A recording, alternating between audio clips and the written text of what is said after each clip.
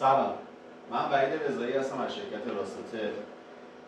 امروز میخوایم در مورد تعمیر دستگاه لیزر، حالا به خصوص دستگاه تیتانیوم صحبت کنیم و یه سری قوانین برای تعمیرات دستگاه که خیلی میتونه کمکتون بکنه در مورد این دستگاه بدونید که انشالله بتونیم یه استارت خوبی بزنیم برای تعمیر دستگاه لیزر.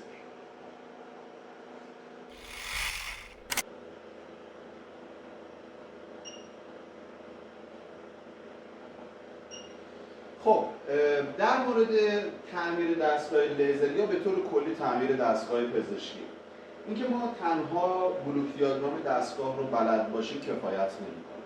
عموما شما باید یک سری بیس الکترونیک بلد باشید و همچنین بتونید تحلیل سیگنالی انجام بدید. یعنی چی؟ یعنی ما باید بدونیم هر قسمت برد چه سیگنالی رو قرار به ما بده، DC بده، AC بده یا چه شکل موجی رو بده. اگر این رفتار سیگنالی سیستم رو ما کاملا بلد باشیم، اون وقتی که میتونیم سیستم رو به طرز تقریبا 100% بتونیم تعمیر بکنیم. حالا من قسمت‌های متفاوت دستگاه رو توضیح میدم، انشالله بر رفتار سیگنالی دستگاه هم با هم می‌بینیم.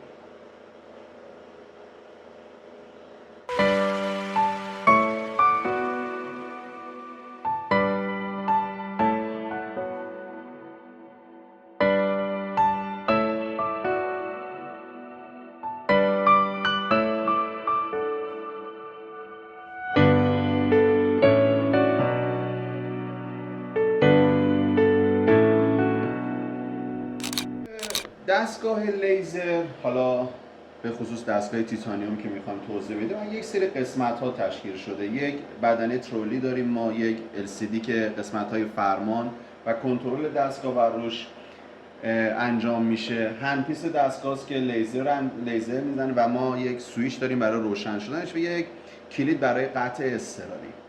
این قسمت اگه مدارات کلی دستگاه رو با هم ببینیم، یه پاور داریم که این پاور قسمت اصلی سیستمه. این پاور یه پاور های کارنت، جریان بسیار بالایی تولید میکنه و اصل سیستممون که لیزر اون انرژی لازم رو به لیزر میدیم از این پاور تولید میشه.